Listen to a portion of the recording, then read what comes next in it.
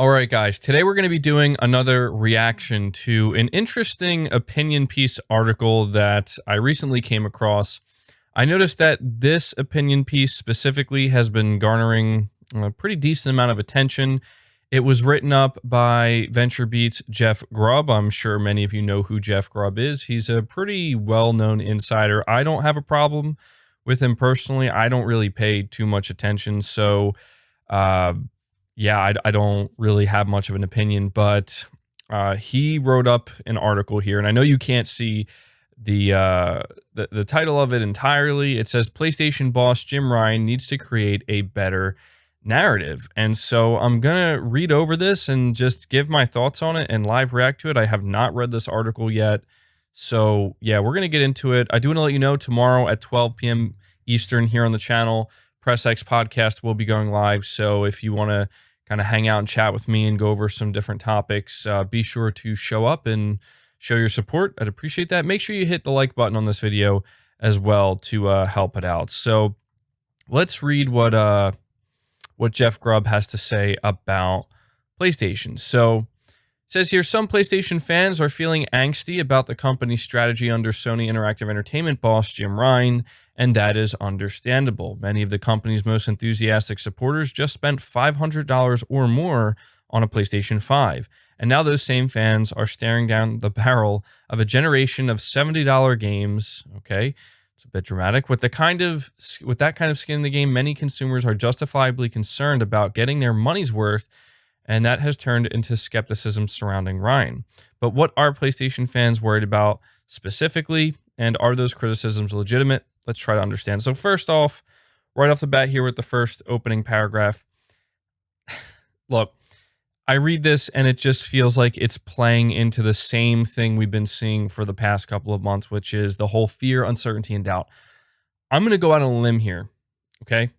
And I'm going to say, not definitively, because I could be wrong, but I say this as somebody who is a PS5 owner, somebody who did spend $500 on a PS5, somebody who is paying $70 for some of the games that Sony's releasing.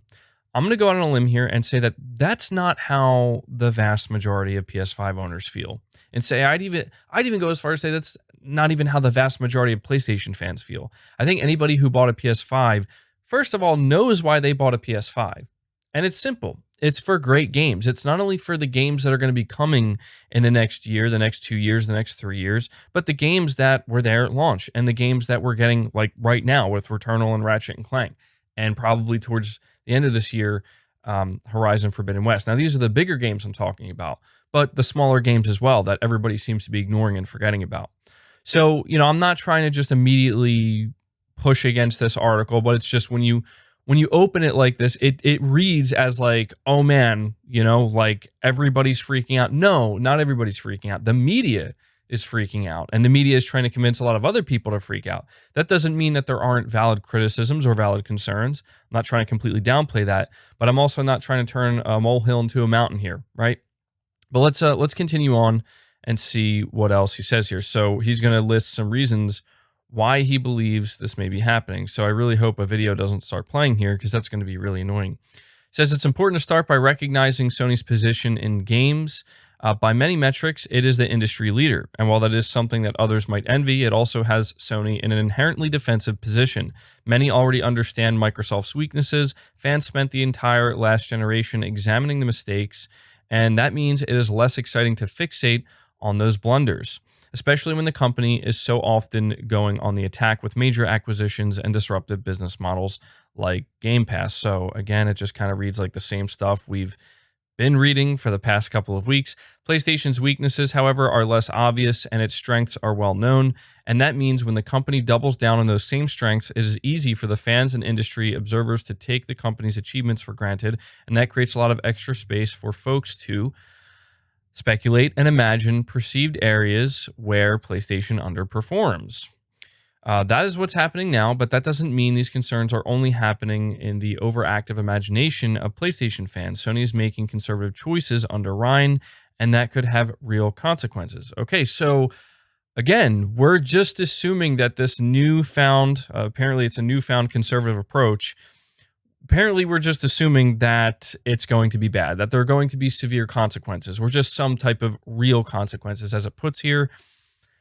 I mean, look, Jason Schreier himself, maybe I'll make a separate video talking about this. I'll probably talk about it tomorrow during the podcast. Jason Schreier himself recently went on the Mid-Max show, which I don't really watch, and I watched his segment, and he also put out a tweet where he's basically confirming that, yeah, his article that was written up was blown out of proportion, and he's trying to make it seem like it wasn't him, right? Like, he didn't mean to do that, but everybody else ran with it. It's like, no, dude, you knew exactly what you were doing, and you achieved it, and now you're like, well, I didn't mean to. Like, no, you did. You knew what you were doing, okay? You knew exactly what was going to happen when you put out that article. But he said himself that it was blown out of proportion, that that his article and his inside sources, it's not supposed to mean that Sony isn't going to take risks, or that Sony isn't going to care about indies or anything like that, right? And that, you already know. We'll talk about that later, but yeah, apparently this new conservative approach that Sony has is going to have consequences.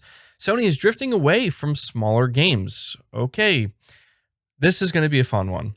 To be fair to Sony and Ryan, the company seems laser focused on the games PlayStation fans are most excited about. These include sequels to popular PlayStation 4 franchises like God of War and Horizon Zero Dawn, but the new wrinkle in the strategy is that Sony is emphasizing these massive blockbusters to the exclusion of almost everything else. That's just objectively wrong. That's objectively wrong. Now, if you're maybe he clarifies this in the next paragraph, but just going off of this, that's objectively wrong. What about Kenna Bridge of Spirits? What about Bug Snacks? What about Oddworld? Right? What about Sifu? What about all of these smaller games that are coming? Even games like Goodbye Volcano High, which, I mean, that game makes me cringe when I look at it, but we're just going to pretend these aren't real. We're just going to pretend these aren't things that Sony has been showing off in each and every one of their events. We're just going to pretend that they didn't have a state of play earlier this year where the main focus was on smaller indie titles, many of which are exclusive to PlayStation. Even though they may be timed, they're still exclusive. We're just going to forego that. See, this is what I'm talking about. These are the narratives that are literally being made up, and they're being ran with, not only by the media, but people are believing this. Like, they're just completely ignoring what's actually there and just listening to what people have to say without looking into it or using their brains. But again, maybe he mentions it here. Let's continue on. One example of this is PlayStation's shrinking relationship with smaller indie games. Okay, at the start of the PlayStation 4, Sony embraced indies as a way to fill out the console's release schedule. The company developed its own projects. Now the publisher is less willing to associate itself with $20 or $30 indie games. Dude, that's literally wrong. That's literally wrong. We're just going to... Remember Fall Guys? Does anybody remember that game? Who was the one that got that on their platform exclusively and then it blew up? I'm pretty sure that was Shuhei Yoshida. Yeah, I'm pretty sure that was Sony. Again, all these other games I just mentioned,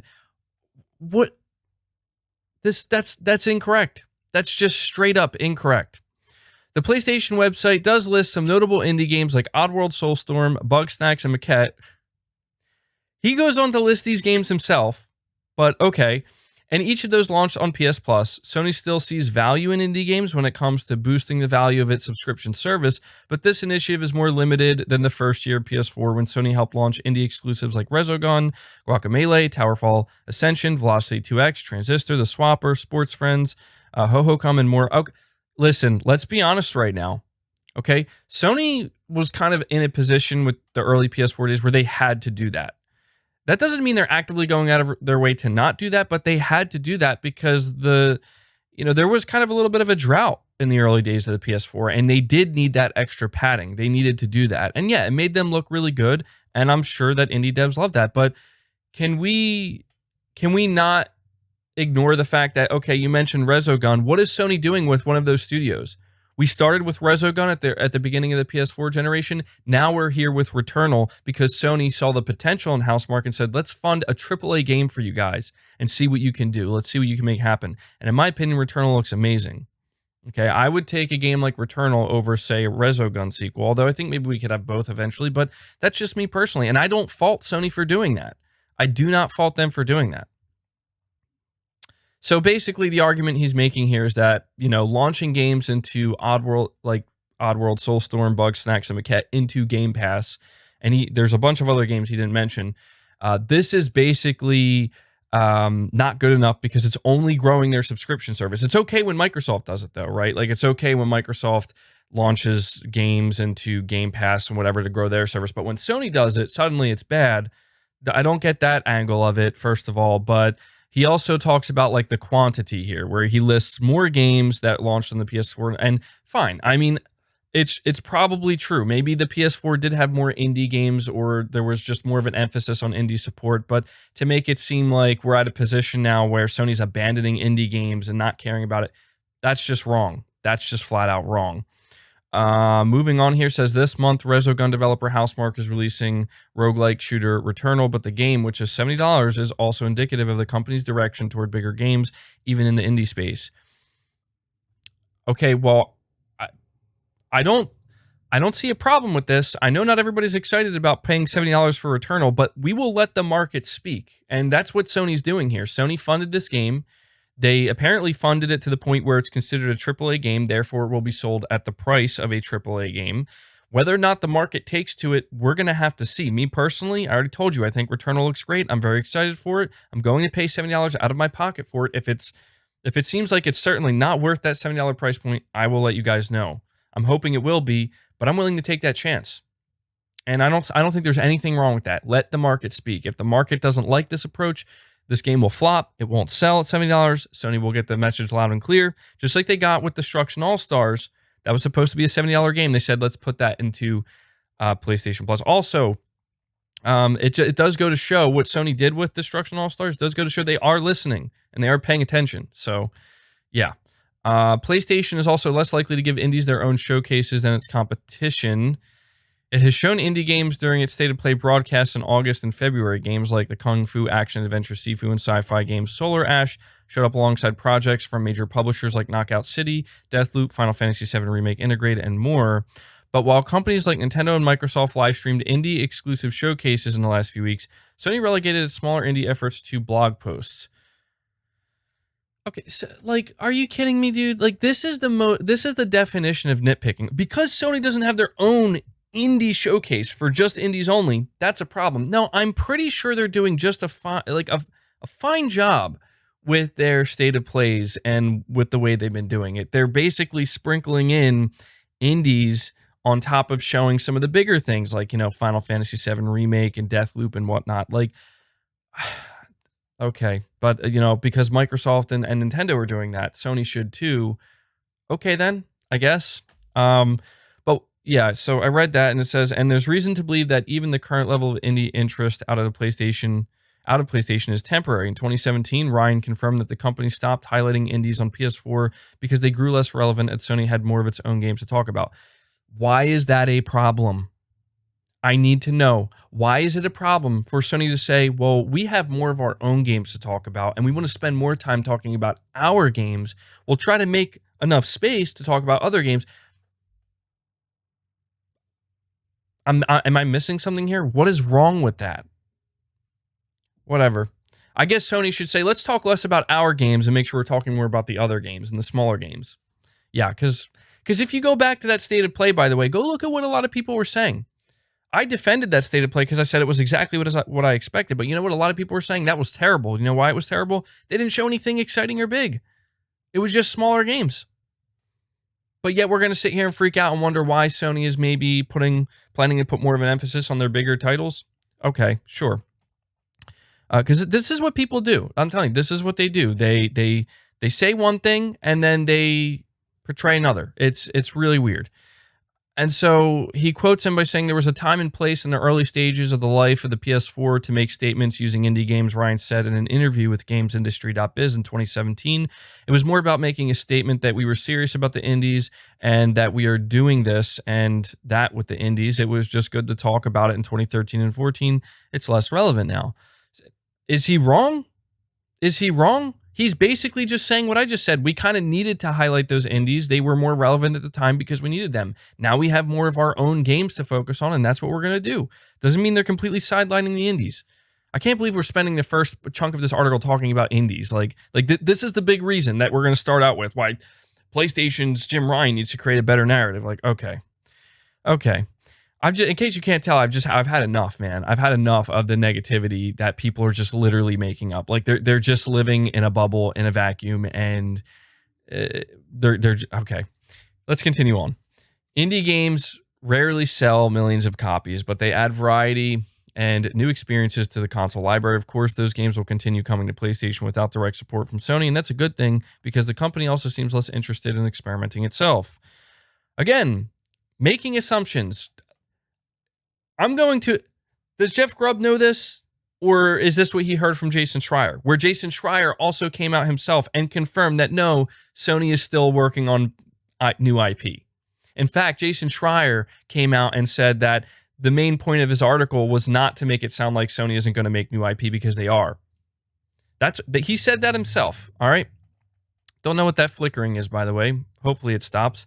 Sony recently disbanded Japan Studios. This is the team responsible for classics like Ape Escape and Gravity Rush. And while Ryan was still overseeing PlayStation in Europe, the company also closed Guerrilla Cambridge and Evolution Studios. So, okay, let's talk about... I'm sorry, dude, it's becoming difficult to read this. Let's talk about the studios that Sony closed and just pretend that Microsoft didn't do the exact same thing throughout the Xbox One generation with many of their own studios. Right? Let's just pretend that didn't happen. Or canceling games and whatnot, right? For the players, try for the blockbusters. Okay. So you can sense there's a level of snark in this article, which I appreciate because it makes it fun. And I'm not trying to make it sound like it's this serious. Like, dude, Jeff Grubb, he's entitled to his opinion. You know, he could have literally made this article just trashing PlayStation entirely. And, you know, it's his opinion. I'm sure a lot of people actually feel that way. But let's see here. Skepticism of Ryan isn't solely about the focus on the most profitable software. That is something every company does.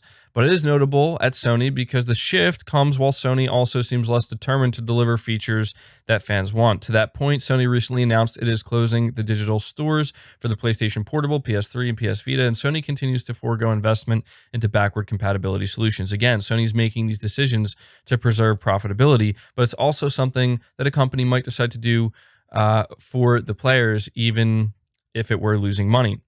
Okay, so let me see what else is next here before I react to this. So now for the players was always just a PS4 marketing slogan, and we don't have to fall into the trap of believing marketing, but you could almost buy into that throughout the life of the PS4. The company built the console that players were asking for, and Microsoft wouldn't. That made gamers more confident in PlayStation, even when it didn't have any major releases for the first 2 years of that console.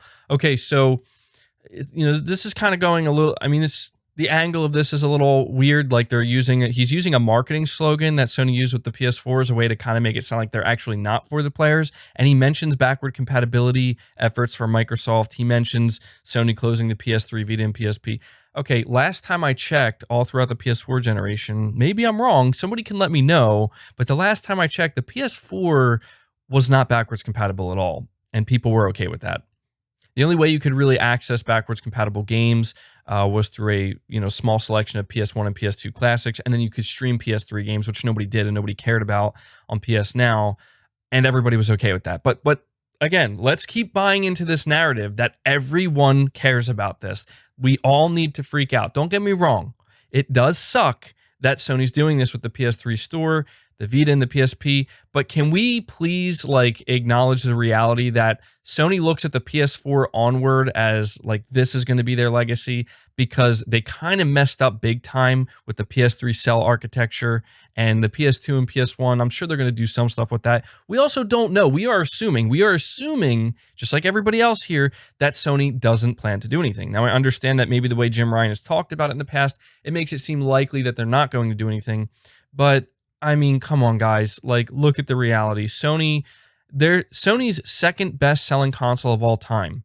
The second best-selling home console in history of all time is a PS4, a console that had no form of backwards compatibility. Okay? So, again, the market speaks. Whether you like it or not, whether we like it or not, that's just the truth. If you were in Sony's position and you saw how well your PS4 sold, you're suddenly going to believe that this needs to be a priority, that not necessarily preserving, but suddenly backwards compatibility has to be your main priority. It doesn't. People fail to realize that the reason why Microsoft prioritized backwards compatibility in 2015, which they originally weren't going to do, they did because of how badly the Xbox One was failing. They did it because it was one of the only major things that PlayStation didn't offer and probably wouldn't. And so Microsoft leveraged that. And it worked out in their favor. They're smart for doing that. But does that suddenly mean everybody cares about backwards compatibility to the extent that an article like this wants to make it seem? No, it doesn't. All right, so it says, but the emphasis has shifted from players to the games. PlayStation's new slogan is "Play has no limits," and it's easy to read into that as well, but the subtext this time is that Sony's games are so prestigious and so important that there is no limit to what people will do to play them. I mean, you're jumping to certain conclusions, but I would argue that by saying there is some truth to that. I think a lot of people would go very much out of their way to play the next God of War. They would go very much out of their way to play the next Horizon and whatever is coming next from Naughty Dog and Sony Santa Monica, their second game that they're working on. I mean, Guerrilla Games and their second game. Spider-Man 2. There's truth to that. Anyway, Ryan believes that Sony must make every PlayStation game an event, and part of that means not associating the PlayStation brand with smaller games that might diminish the public perception of the value of a PS5 release, but it also means that Sony doesn't need to do things for the players because the players will be so hungry to do things to get PlayStation. Okay. I mean, I guess... I don't know, man. I have a PS5, and there's a ton of indies to play, man. Like, you go on the PlayStation Store, there's indies everywhere. It's exploding with indie games, okay? Just because Sony wants to have their big mega hit games take the forefront, take center stage, and stay there, that's not a problem. And I don't know why this article is trying to angle that as if it is a problem. Yes, a big PlayStation blockbuster release should be an event because it is an event. Ratchet & Clank, that's an event. Returnal, maybe not so much. Horizon Forbidden West, yes, that's an event. The next God of War, yes, that's an event. And future titles, yes, that's an event. There's nothing wrong with that. This safe strategy is still a risk. Sony is making bigger bets on fewer games.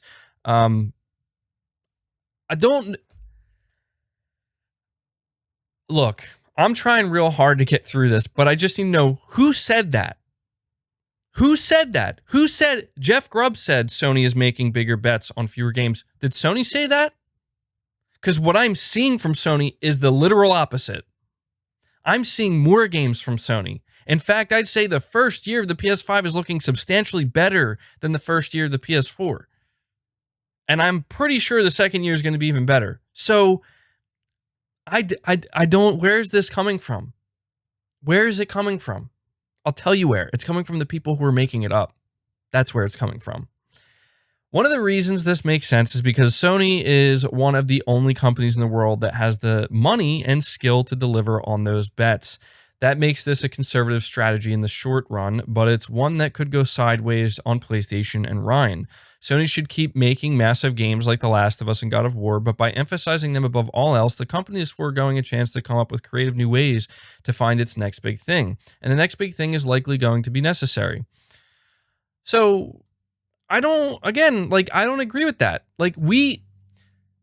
This section of the article is a massive assumption. We do not know that. Just because Sony wants to ensure that they can keep things going smoothly with the things that have worked, like the Ratchet and Clanks, the Last of Us's, the God of Wars, there's nothing wrong with that. Who wouldn't do that? Microsoft has been doing the same thing for years, right? With Halo, Gears, and Forza. And even then, Sony has already been doing this with games like Uncharted. It's not like this is new. But this is under the assumption, again, you can tell this is all coming from the Jason Schreier article. It's all coming from there. He's making it sound like Sony's not going to take chances on new IP. They are. You just sit back and watch. You think Sony's not going to release a new AAA IP? Last time I checked, Sony London, and I'm going to be curious to see if this is mentioned in the article because I'm pretty sure this is info that came out before this article was written. Are we going to talk about the fact that Sony London has been greenlit to make a new AAA PS5 exclusive? Right? We're not going to talk about that? We're not going to talk about the fact that, sure, Sony Bend isn't getting a shot at Days Gone 2, but they're getting a shot at something brand new. That's even more risky. That's new. I don't get it. And I think a lot of us are also under the assumption that Sony Santa Monica's second team is also working on a new IP of some sort.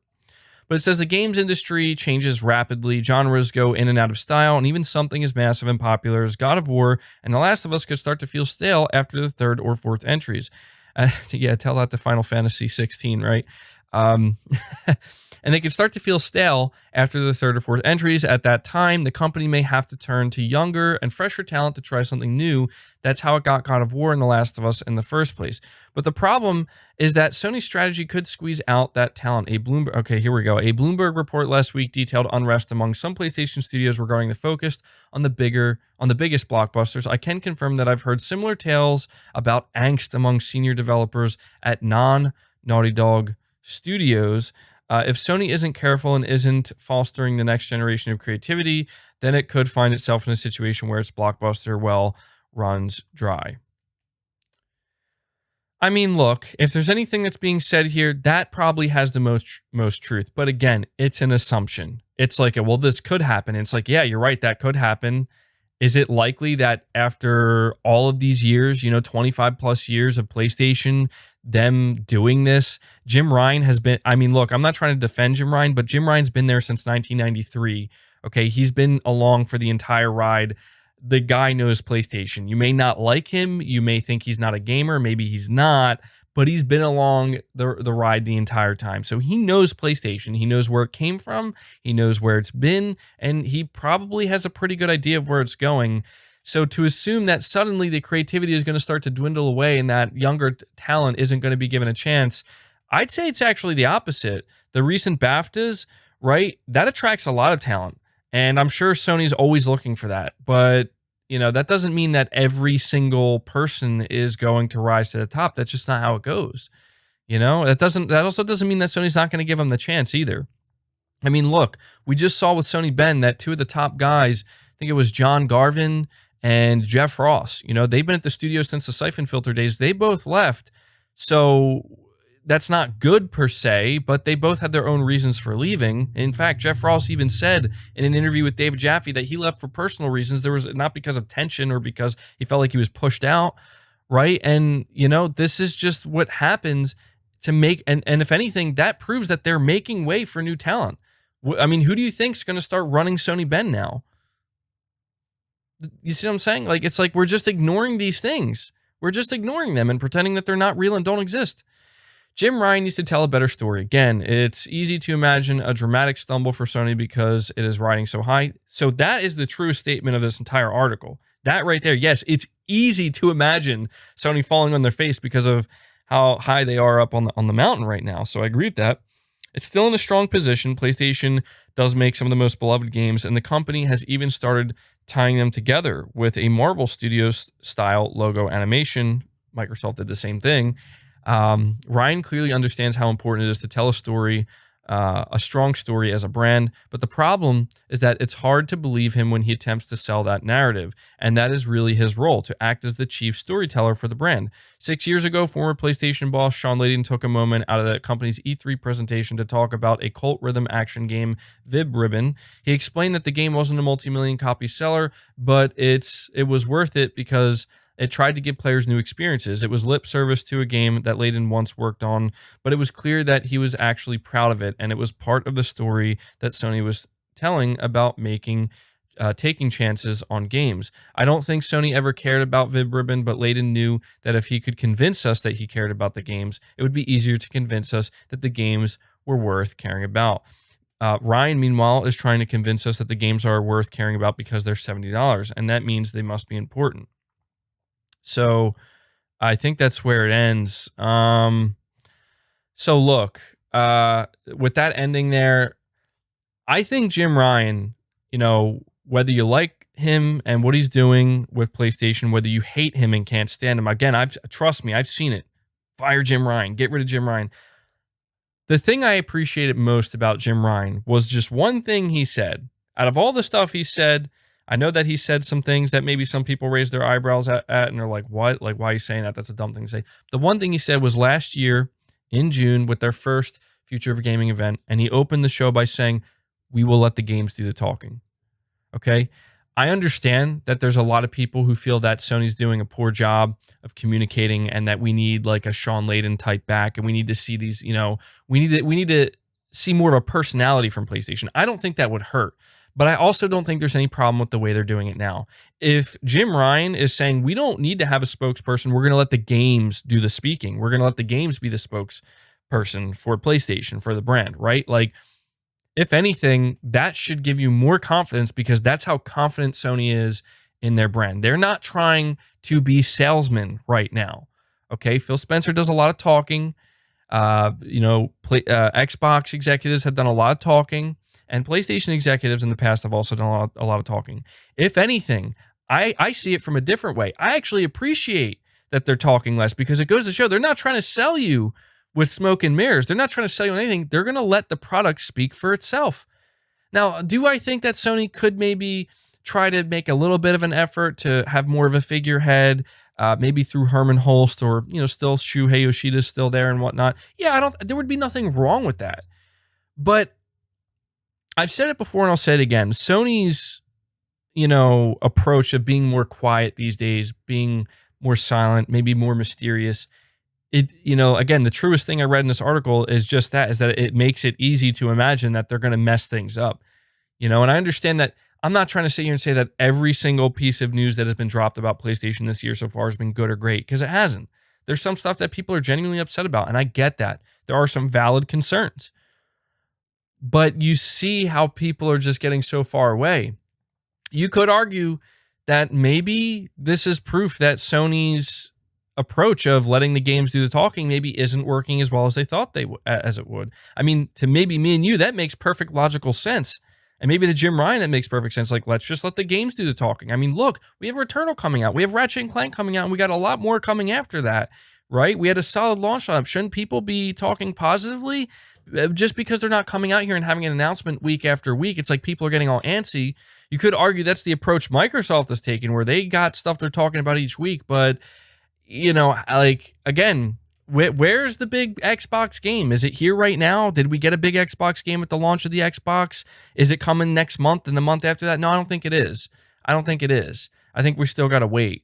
But in the meantime, Microsoft's doing a good job at keeping the narrative flowing. And Sony's out here releasing games, man. And I just don't get it. I just don't get it. I'm seeing people literally freak out about a CMOS battery in the PS4 and now the PS5. And I'm just like, are you effing kidding me right now? This is what we're talking about? So maybe it's time Sony does start to talk a little bit. And I think they're going to. Again, we got to be patient. If you think Sony doesn't have some big things planned to reveal later this year, well, that's fine. Don't get your hopes up. Don't get your expectations out of whack. But I think it's safe to say Sony's going to have some surprises up their sleeve that they have been saving. But yeah, all in all, I don't agree with this article. I don't appreciate it because it's just somebody who it's coming from somebody who has a lot of, they're talked about a lot within the industry, and I guess in some ways they are very well respected. And again, this isn't like a diss on Jeff Grubb or anything like that, because it's his opinion. But overall, a lot of the points that when I read this, it just feels like it's a regurgitation of the narrative that's being written, not by PlayStation themselves, not even by the real PlayStation fans who are still here enjoying games and not freaking out, but by the vocal minority, and also people like Jason Schreier writing up these pieces that are just doing nothing but making it seem like things are on fire there over at Sony in a bad way, like it's coming down. But then they come back and they're like, oh, but that's not really what I meant. Here's what I actually meant. It's like, nobody's going to listen now, dude. The damage is already done. And you could say, well, maybe this is where it's Sony's responsibility and PlayStation's responsibility to step in and push back against this. That's okay. That's quite all right. I don't want Sony to do that. I want Sony to stick to their guns. Let the games do the talking. Let the games do the talking. We're going to see. We're going to see with Returnal. We're going to see with Ratchet & Clank. And we're going to see with the next Sony event when they show more games. We're going to see if the games are going to do the talking. Something tells me they will. That's going to do it for the video, guys. I hope you did enjoy it. I know you guys tend to enjoy these videos. They turn out to be a little bit longer, but I think that's okay. Maybe you can watch it in chunks. So be sure to leave your thoughts down in the comments below. I'm going to be interested to see, do you agree with Jeff Grubb's article here and his opinion, or do you disagree? Let me know why or why not. Leave the video a like. Again, if you did enjoy it and want more content like this, subscribe to the channel if you're new, hit the bell notification icon, and feel free to share this video out on top of all that. But until next time, guys, take care.